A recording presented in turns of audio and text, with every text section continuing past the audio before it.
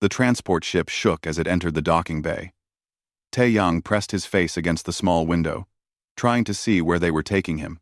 All he could make out were massive metal walls and bright blue lights that hurt his eyes. The Vrexian guards were tall. Much taller than any human. Their bodies looked like they were made of crystal, reflecting light in strange ways. When they moved, Taeyang could hear a sound like wind chimes. It would have been beautiful if he wasn't their prisoner. "Move, human," one of them said. The translator device made their voice sound hollow and cold. Taeyang stood up slowly. His hands were bound with energy cuffs that hummed softly. He had been a salvage engineer, just doing his job. His ship had picked up a distress signal near the Helix Nebula. When he went to investigate, Vrexian patrol ships surrounded him. They said he was in restricted space. They said he was a criminal. He tried to explain.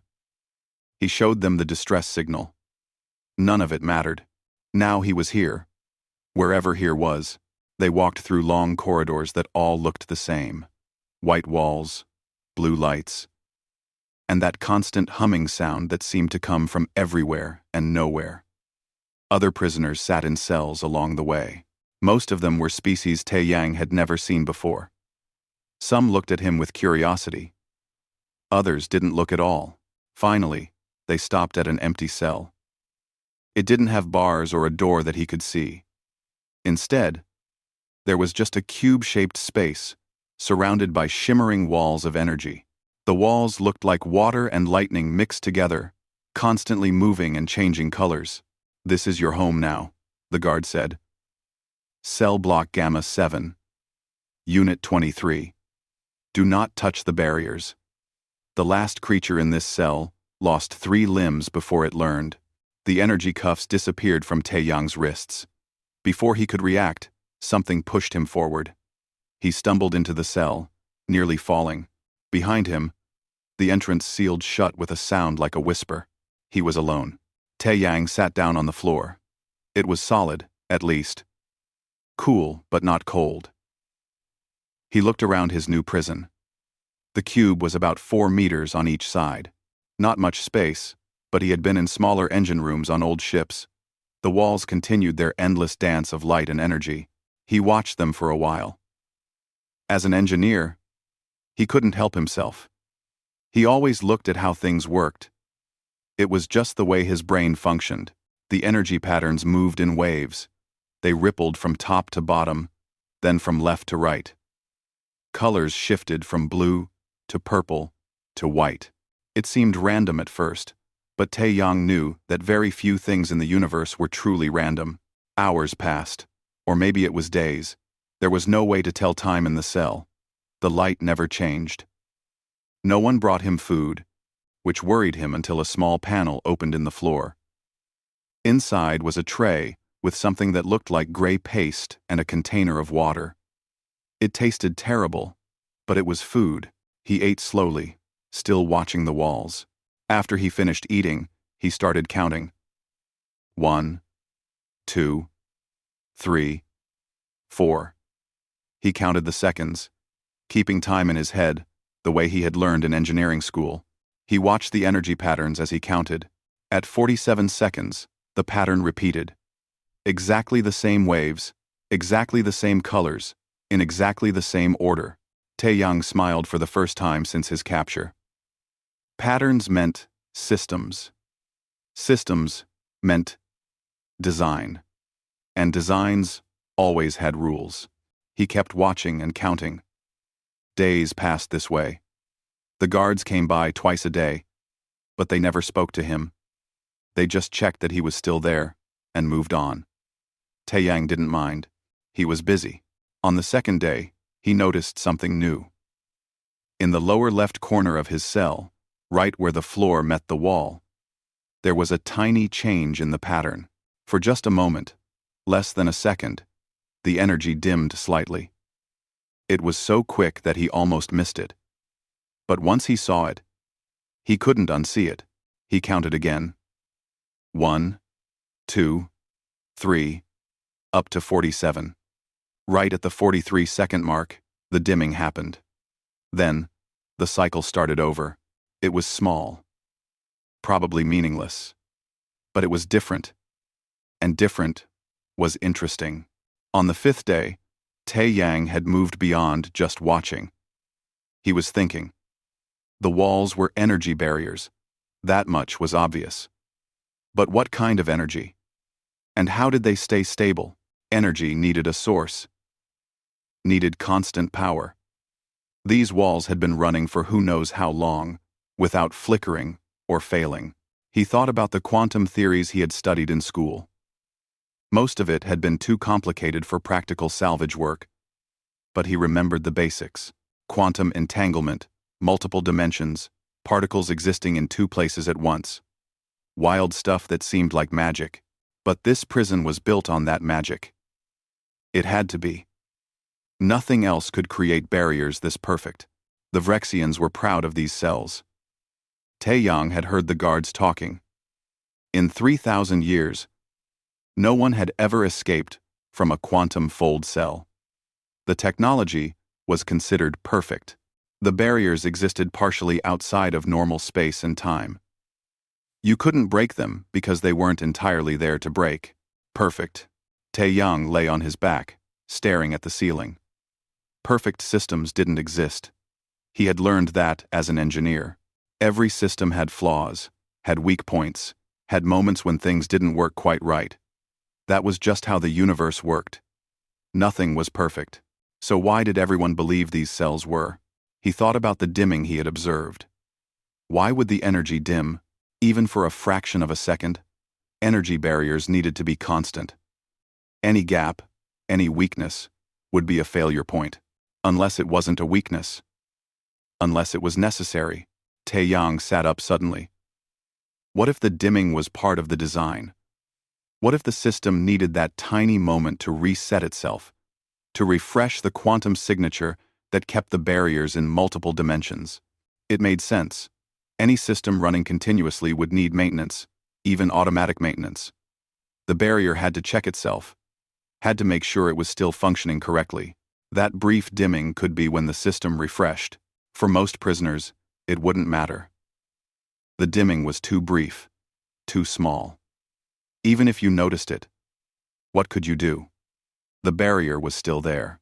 But if Tae Yang was right about the quantum nature of the cell, then during that refresh moment, the barrier might exist in fewer dimensions. Not all the way in normal space, but closer, more vulnerable, still impossible to break, of course. He lay back down and closed his eyes. It was just a theory anyway. Interesting to think about, but useless. He was stuck here, and knowing how the cage worked didn't change that. Still, he kept watching the patterns, kept counting to 47, kept noting that tiny, meaningless dimming in the lower left corner. It was something to do. Something to keep his mind busy. Tae Yang didn't know it yet. But sometimes, the most important discoveries start as something to do. Sometimes, understanding a system is the first step to beating it. And sometimes, all you need is one tiny moment of weakness and a whole lot of luck. The seventh day started like all the others. Gray paste for breakfast, endless watching, and the sound of guards walking past his cell. But then, something changed. They brought in another prisoner. Tae Yang heard her before he saw her. She was arguing with the guards in 3 different languages, none of which seemed to be working. The translator kept making confused beeping sounds. "I was delivering medicine," she shouted. "Medicine. To sick people. How is that a crime? The quarantine zone is restricted." A guard replied in that hollow voice. "You violated imperial law. Your imperial law is killing innocent people." They pushed her into the cell next to Tae Yang's. She stumbled in, caught herself, and immediately turned around to glare at the guards. The barrier sealed behind her. For a moment, she just stood there, breathing hard, fists clenched. Then, she seemed to deflate. Her shoulders dropped, and she sat down heavily on the floor. Tae Yang waited a few minutes before speaking. "Are you okay?" "Enzanine. Enzanine. Enzanine. Enzanine." Are you okay? She looked up, seeming to notice him for the first time. Oh, hello. Sorry, I didn't see you there. She laughed bitterly. Am I okay? No, not really. But I'm alive, so that's something. I'm Tae-young. Da-eun. She moved closer to the barrier between their cells, studying it carefully. Pilot, and apparently criminal now. What about you? 251. Engineer. Also, apparently, a criminal. What did you do? Steal something? Responded to a distress signal in the wrong place. Da-eun shook her head. Of course. The Vrexians are good at making everything illegal. She reached out slowly toward the barrier, stopping just before her fingers touched it. I've been studying these cells for 2 years. Well, not from the inside. But my crew and I were trying to break someone out. We learned everything we could about quantum fold technology. Did you find anything useful? Not really. That's why I'm here, and my crew is dead. Her voice was flat when she said it, like she had already cried all the tears she had. Tae-young gave her a moment, then asked, What did you learn about the cells? Da-eun seemed grateful for the distraction. She settled into a more comfortable position. They use quantum entanglement to create barriers that exist in multiple dimensions at once. The energy field we see is only part of it. Most of the actual barrier exists in spaces we can't even perceive. That's what I thought, Tae-young said. You've been studying it too? I'm an engineer. I can't help studying systems. Da-eun smiled, a real smile this time. I understand that. So, what have you figured out? Tae-young told her about the pattern. The 47-second cycle. The brief dimming in the lower left corner. His theory about the quantum refresh. She listened carefully, her eyes getting wider. When he finished, she was quiet for a long moment. That's brilliant, she finally said. I spent 2 years with scientists and programmers, and none of them noticed anything like that. It's probably nothing. Just a quirk of the system. Maybe. But quirks can be important. Da-eun stood up and moved to the lower left corner of her own cell. She crouched down, watching carefully. When does it happen? At 43 seconds. Yes, watch. They counted together. When they reached 43, Da-eun sucked in a breath. I see it. It's so quick. But it's there. For the next several hours, they watched and discussed. Da-eun had theoretical knowledge that Tae-young lacked. She understood the quantum physics better than he did. But Tae-young had practical engineering sense. He understood how systems worked in reality, not just in equations. Together, they started to build a picture. The refresh has to happen, Da-eun explained. These barriers aren't static. They're constantly checking their quantum signature, making sure they're properly entangled across dimensions. If they didn't refresh, quantum decoherence would eventually break them down. So for that tiny moment during refresh, Tae-young continued, the barrier exists in fewer dimensions. It's still there. Still solid. But it's more present in our normal space, which means it follows normal physics more closely during that moment, which means it has to be vulnerable somehow. They both sat back, thinking. But vulnerable to what? Da-eun asked. We don't have any tools. No weapons. Nothing. Tae-young looked at his hands. They were all he had. Hands, and a brain, and a whole lot of time. What happens if you hit an energy field? He asked. You get hurt. Badly. Remember what the guards said about the previous prisoner. Right. But that's because the field is in multiple dimensions. The energy doesn't just push back in normal space. It pushes back in directions we can't even move. Okay. So what happens if you hit it when it's only in normal space? During the refresh? Da-eun frowned. I don't know. Theoretically, it should still push back. Energy is energy. But energy in normal space follows normal rules. Action and reaction. Force and resistance. If you hit it at the right angle, with the right amount of force, At exactly the right time. Taeyang trailed off. You think you could break through? No. The energy is still too strong. But maybe something else could happen. They spent the rest of the day talking through possibilities. Most of them were impossible. Some were just stupid. But it gave them something to focus on. Besides their situation, the guards brought evening food. Gray paste again. Taeyang was starting to hate that paste. I had a crew, Daun said quietly as they ate. Good people. We ran medical supplies to places the Vrexians had quarantined. Plague zones, war zones, anywhere people were dying, and the Empire didn't care. That's good work. We thought so. The Empire disagreed. She paused. We were trying to break out a doctor. She had been arrested for treating the wrong people. We almost made it. Got right up to the cell block. Then everything went wrong. I'm sorry. Me too. She set down her food tray. But you know what? If there's even a chance your theory is right, we have to try it. Not just for us. For everyone stuck in these cells. Taeyang looked at the barrier between them, watching the energy patterns flow. 47 seconds. Over and over. Forever. Unless someone changed that. I need to think more, he said.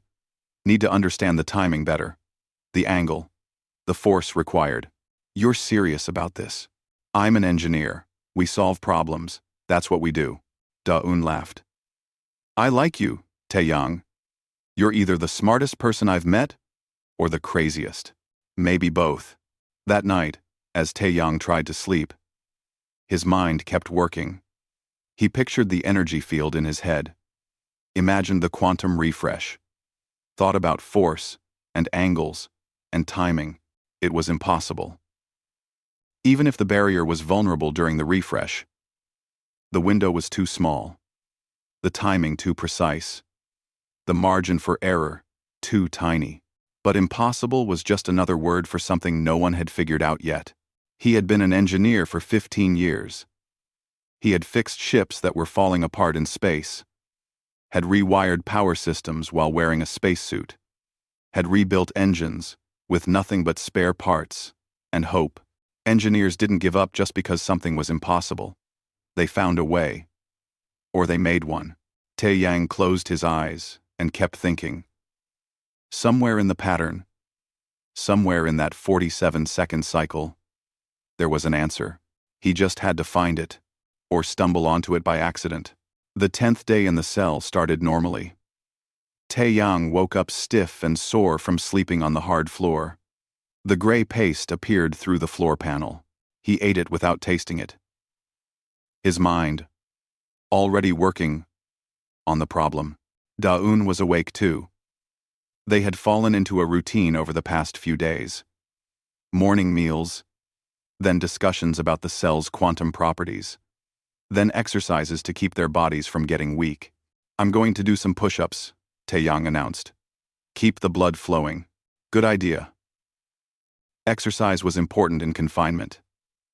Taeyang had learned that on long salvage missions in cramped ships.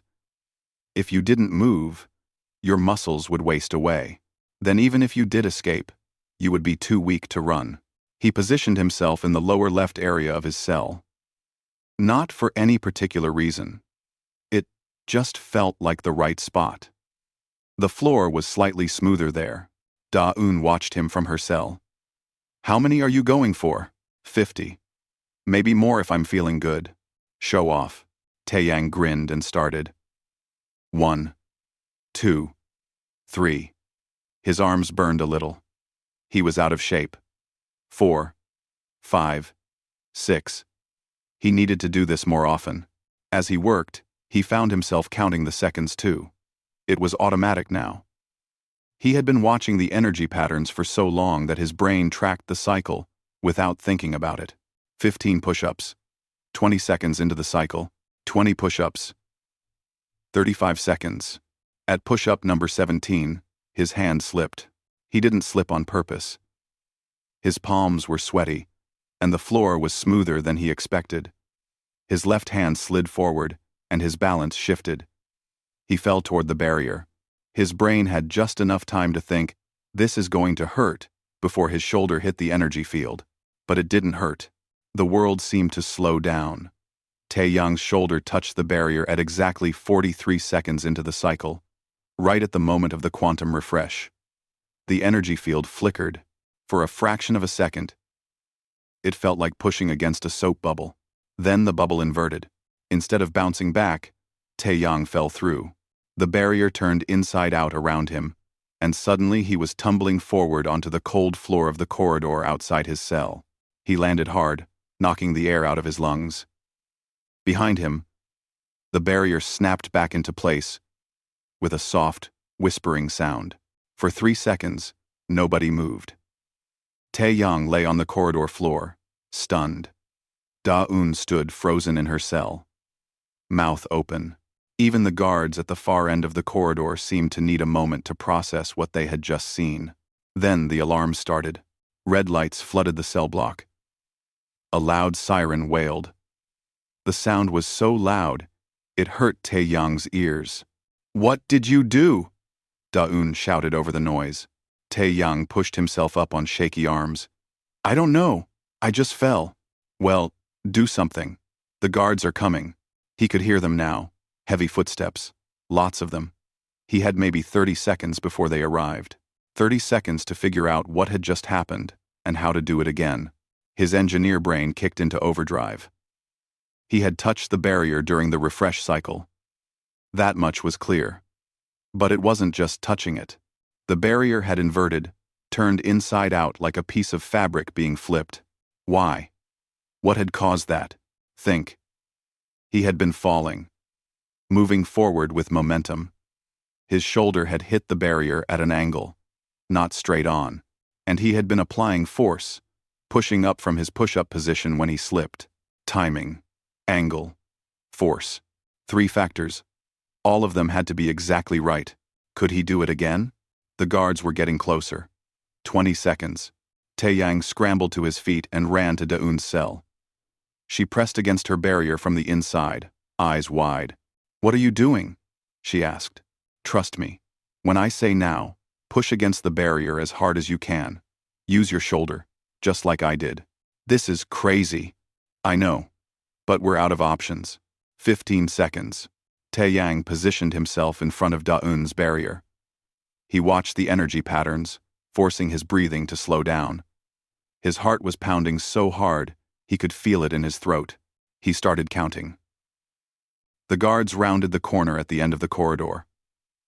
6 of them, all carrying weapons that glowed with blue energy. "Human, do not move." Taeyang ignored them. 20 seconds. 30. 40. I said do not move. 41. 42. "Now!" Taeyang shouted. He threw himself at the barrier, shoulder first, at the exact moment Da-un pushed from the other side. The angle was right. The timing was perfect. The force was enough.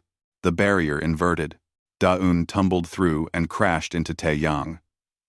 They both went down in a tangle of arms and legs. The barrier sealed behind her. The guards stopped, staring. One of them spoke into a communication device in a language Taeyang didn't understand. But he understood the tone. It was the tone of someone reporting something impossible. "Run." "Da. Da. Da. Da." N suggested. "Run." Taeyang agreed. They ran. The corridor was long and white, lit by those same blue lights. Taeyang had no idea where he was going. He just ran away from the guards and hoped for the best. Da-un grabbed his arm and pulled him down a side passage. "This way." I memorized the station layout before we tried to raid it. The main corridor circles the whole cell block. Behind them, the guards were shouting and giving chase. More alarms joined the first. The whole station seemed to be waking up. They passed more cells. Prisoners inside pressed against their barriers, watching the humans run past. Some shouted questions. Others just stared. "Can we free them?" Taeyang asked between breaths. "What?" "The other prisoners. Can we get them out?" Da-un looked at him like he was insane. We barely got ourselves out, but now we know how it works. Timing, angle, force. While the entire station is trying to kill us? Yes. Daun laughed, a wild sound with an edge of hysteria. You know what? Sure. Why not? We're probably going to die anyway. Might as well make it count. They skidded to a stop at the next cell. Inside was a young woman with purple markings on her skin. She looked human, except for the markings and her eyes, which were completely black. Can you follow instructions quickly? Taeyong asked. The woman nodded. Good. Watch the energy pattern on your barrier. It repeats every 47 seconds. At 43 seconds, there's a brief flicker. See it? She watched for a moment. I see it. When that flicker happens, push against the barrier with your shoulder. Hard, at an angle. Like this. He demonstrated. We're going to hit it from this side at the same time. Ready? This is insane. I know. Ready? She positioned herself. Taeyong counted down. At exactly the right moment, they both struck the barrier. It inverted. The woman fell through, caught herself, and immediately smiled. That actually worked. Keep moving, Daun urged. More guards coming. They freed 2 more prisoners the same way. Then 3 more. Each time, Taeyong explained the timing quickly. Each time. It worked. By the time they had freed 17 people, the corridor was chaos. Guards were everywhere, shooting energy weapons that left scorch marks on the walls. The freed prisoners scattered, some running for exits, others fighting back with stolen weapons. A young man ran up to them. He looked barely old enough to be out of school. I'm Ji-woo. I can help. I know computers. Can you get us to the control center? Daun asked. Maybe. Why? Taeyong wiped sweat from his forehead. Because, if I'm right about how this technology works, we might be able to shut down more than just the cell barriers. Ji-woo's eyes went wide. You want to take over the station? No. I want to break it. That's the best idea I've heard all day. They ran again, deeper into the station, toward whatever came next. Behind them, the impossible had already happened. Ahead of them, more impossibilities waited. Ji-woo led them through a maze of corridors that all looked identical. Taeyong had lost all sense of direction after the 3rd turn. He just focused on keeping up and not getting shot. The guards were everywhere now. Every corner brought a new fight. Daun had picked up one of their weapons early on, and she knew how to use it.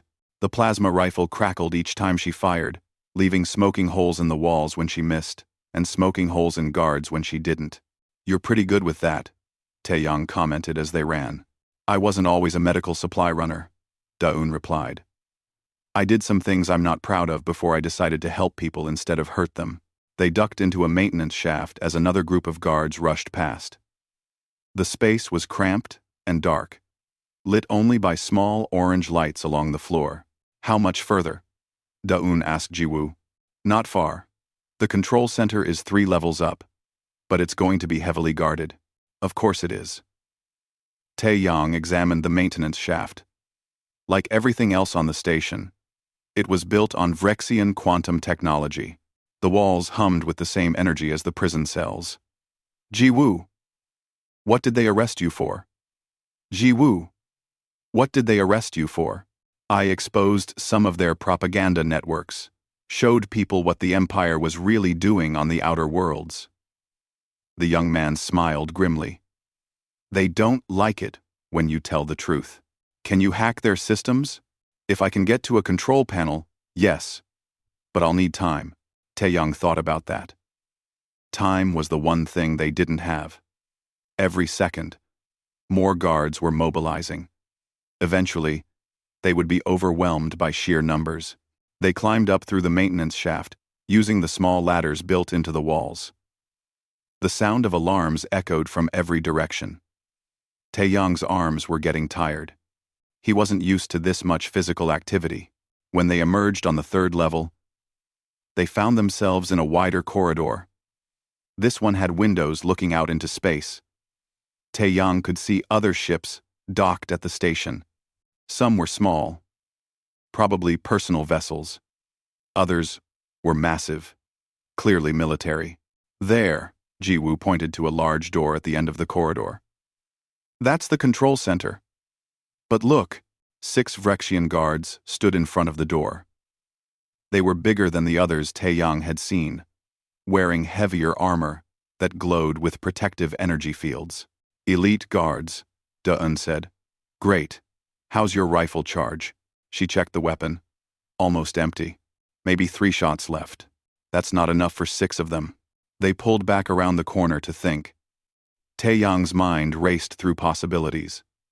They couldn't fight 6 elite guards. They couldn't sneak past them. They couldn't wait them out. But maybe they didn't need to. The walls, Taeyang said suddenly. What about them? They're reinforced with quantum field technology.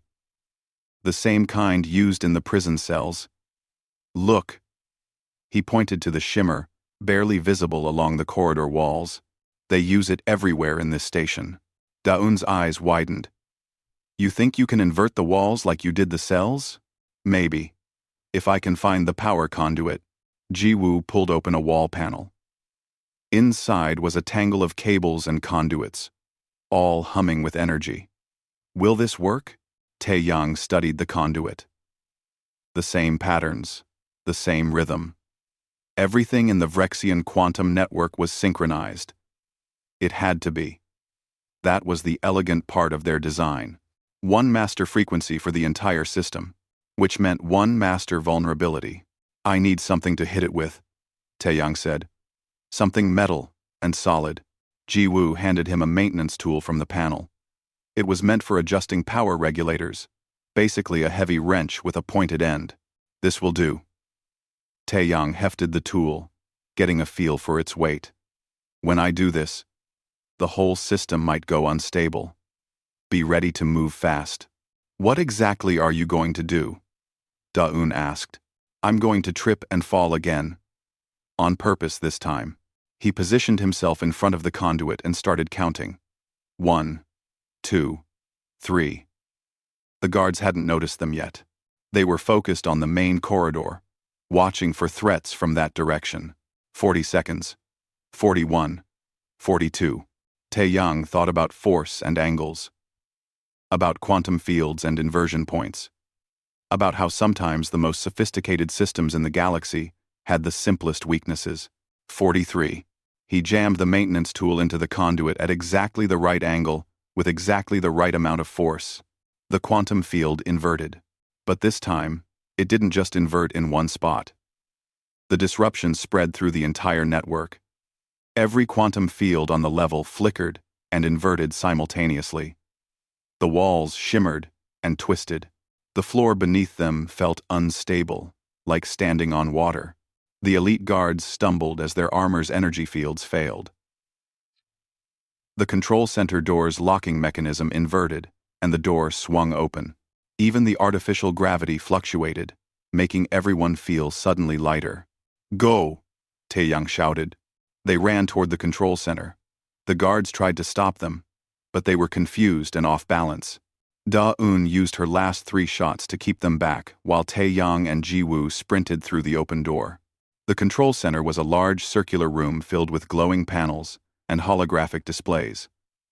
At the center was a raised platform with the main control console. 3 Vrexian technicians stood there, staring at their malfunctioning systems in confusion. Get them out of here, Jiwoo said, already moving toward the console. Taeyang and Da-eun convinced the technicians to leave. They weren't fighters, and they seemed more interested in staying alive than protecting their station. As soon as they were gone, Jiwoo's fingers flew across the controls. This is incredible, he muttered. The whole network is in chaos. Your little trick created a cascade failure. Systems are trying to stabilize, but they keep inverting. Can you make it worse? Taeyang asked. Jiwoo grinned. Can I make it worse? Watch this. He input a series of commands. Around them, the displays started showing red warning symbols. Alarms that were already loud got even louder. I'm opening all the cell doors, Jiwoo explained. Every single one on the station. And I'm disabling the hangar bay shields. Oh, and turning off the weapons systems that are trying to shoot the ships that are already escaping. Through the control center windows, Taeyang could see ships launching from the hangar bay. Some were small escape pods. Others were stolen Vrexian vessels. All of them were fleeing as fast as they could. How long until they lock us out of the system? Daun asked. Already happening. I'd say we have maybe 2 minutes before they override my commands and restore control. Then we need to leave now. They ran out of the control center. The corridor outside was chaos. Guards were trying to restore order, but with systems failing all around them, they were overwhelmed. The 3 humans slipped past in the confusion. Jiwoo led them to a smaller hangar bay, one used for maintenance shuttles. Inside was a small Vrexian courier vessel, sleek and fast. Can you fly this? Taeyang asked Daun. I can fly anything. Get in.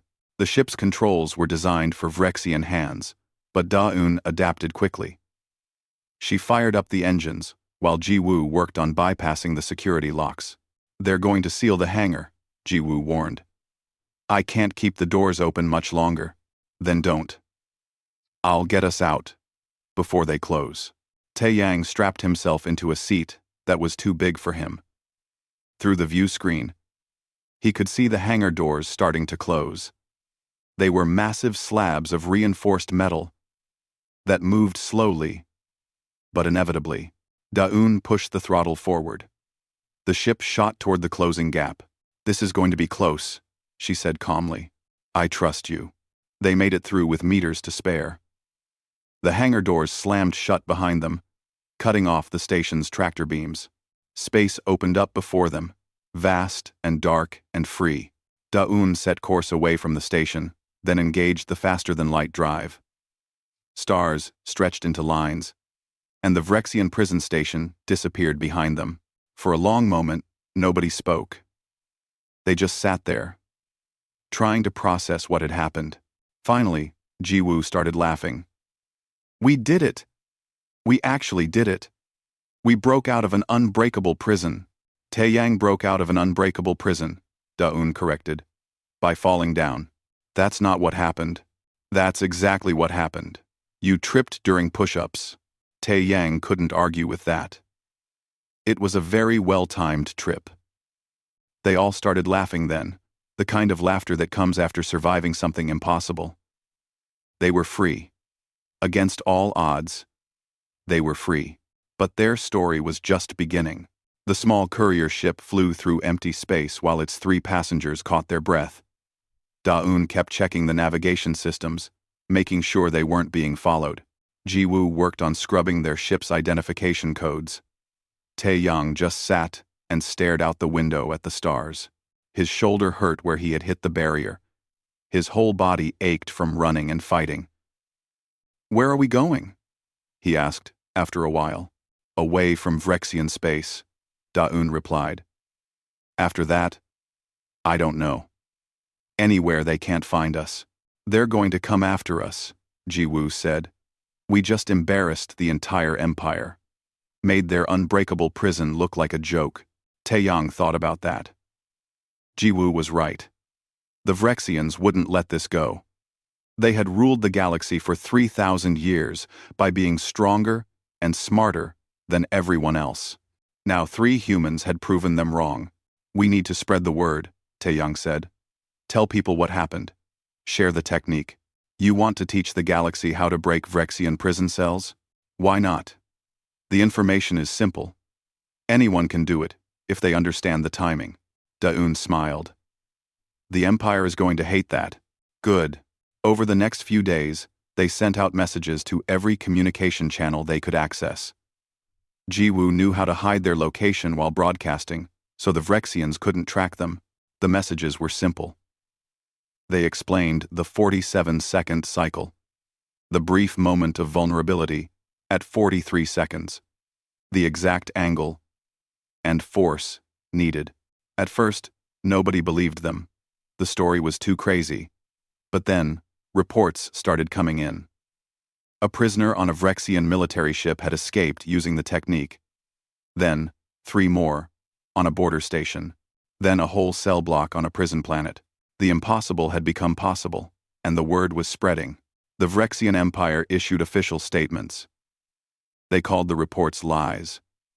They said their prison technology was still secure. They claimed the escaped prisoners had used advanced technology, not simple timing and force. But the escapes kept happening. Look at this, Jiwoo said, pulling up a newsfeed. The Empire is shutting down their quantum fold cells. All of them. They're going back to old-fashioned prison bars while they redesign the quantum systems. How long will that take? Taeyang asked. Years, probably. They have to rethink the entire design. Add fail-safes. Randomize the refresh cycles. Change the quantum signature. It's not a small job. Da-eun laughed. One engineer trips during exercise, and the whole empire has to rebuild their prison system. That's got to be some kind of record. They eventually made it to the outer regions of known space, far from Vrexian territory. There was a small station there, called Haven, run by an alliance of species who didn't like the empire. It was a good place to disappear. Taeyang went back to salvage work. But this time, he was more careful about where he went and what signals he followed. He kept his ship in good condition and his routes planned. No more accidents, except he couldn't stop thinking about quantum systems. Whenever he encountered Vrexian technology, he would study it. Not to break it necessarily, but just to understand it. He started noticing patterns everywhere. The way their shields cycled, the rhythm of their faster-than-light drives, the refresh rates on their communication networks. Every system had a pattern. Every pattern had a vulnerability. One day, about a month after their escape, a ship approached Haven Station asking for Taeyang by name. Da-eun and Jiwoo were immediately suspicious. It could be a trap, but the ship wasn't Vrexian. It was from a small species called the Pelthans, who had been at war with the Empire for decades.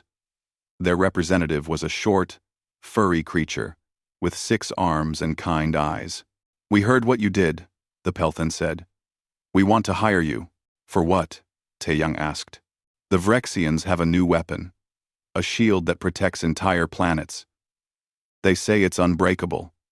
The Pelthan smiled, showing small, sharp teeth. We're hoping you can prove them wrong again. Taeyang looked at Da-eun and Jiwoo. They both shrugged.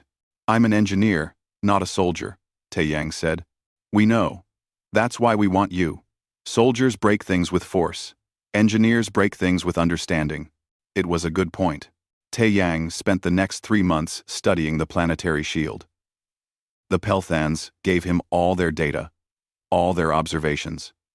It was, indeed, impressive technology. A quantum field that surrounded an entire planet, stopping all weapons fire and preventing any ships from landing. Unbreakable. But Taeyang had heard that before. He studied the shield day and night. He filled notebooks with calculations. He built small models to test his theories. And slowly, piece by piece, he found the pattern. The shield didn't have a 47-second cycle. It was much longer, almost 3 hours. And the vulnerability wasn't at the end of the cycle. It was at the beginning, during the initial power-up sequence, for exactly 0.3 seconds every 3 hours, when the shield reset its quantum entanglement across the entire planet. There was a moment where part of the field existed in normal space. It's the same principle as the prison cells, he explained to Da-eun. Just on a much bigger scale. They have to refresh the quantum signature, or the field would collapse. And during that refresh, there's a tiny window. But what can we do in 0.3 seconds? She asked. We don't break through. We disrupt the cycle. Taeyang designed a small device, no bigger than his fist. It was simple. Built from salvaged parts. All it did was emit a specific frequency pulse at a specific angle when activated. The Pelthans delivered the device to the planet's surface using a smuggler who still had access. They placed it in the exact location Taeyang specified, at the exact angle he calculated. Then they waited for the shield to cycle. When the moment came, the device activated. It sent out its pulse at exactly the right time, hitting the shield during its vulnerable 0.3-second refresh. The quantum field inverted. Not all of it. Just a small section, about 10 meters wide. But that was enough. Ships could get through. Weapons could hit their targets. The unbreakable shield had a hole in it. The Vrexians tried to fix it. But every time they cycled the shield, the device created another inversion. Eventually, they had to shut the whole thing down. After that, Taeyang's reputation spread across the galaxy. He became known as the human who broke the unbreakable. Species who opposed the Vrexian Empire sought him out. They offered him money, resources, anything he wanted. But Taeyang wasn't interested in becoming a weapon designer or a military contractor. He was an engineer. He solved problems because problems were interesting, not because he wanted power or wealth. Still, he couldn't help noticing things. Every time he saw Vrexian technology, he saw the patterns, the cycles, the refresh rates, the tiny moments of vulnerability that the designers thought nobody would notice. The Vrexians eventually figured out what he was doing. They started redesigning all their systems with randomized cycles and multiple redundancies. They made their technology more complex, harder to predict. It made their systems less efficient, less elegant, but harder to exploit. Taeyang approved. Better technology was always good, even if it came from his enemies. Years passed. The war between the Empire and the outer species continued, but it was more balanced now. The Vrexians couldn't rely on their technological superiority as much. They had to negotiate, had to compromise. Some people said Taeyang had changed the galaxy. He didn't see it that way. He had just been an engineer, doing what engineers do. Observing systems, understanding patterns, solving problems, and occasionally, very occasionally, tripping at exactly the right moment. He was working on a salvage project near the Crab Nebula when he got a message from an old friend. Da-Un had settled on a colony world, running a medical clinic. Ji-Woo was teaching computer science at a university. They wanted to visit, to catch up. Taeyang sent back his coordinates. It would be good to see them again. As he waited for their arrival, he looked out at the stars. Somewhere, out there, the Vrexian Empire was still powerful, still dangerous, still building systems they thought were perfect. But perfection was an illusion. Every system had flaws. Every design had weak points. Every pattern had a moment where things didn't work quite right. You just had to watch long enough to see it, think hard enough to understand it, and sometimes get lucky enough to stumble on it by accident. Taeyang smiled and went back to work. There were always more problems to solve, more systems to understand, more patterns to discover. That was what engineers did.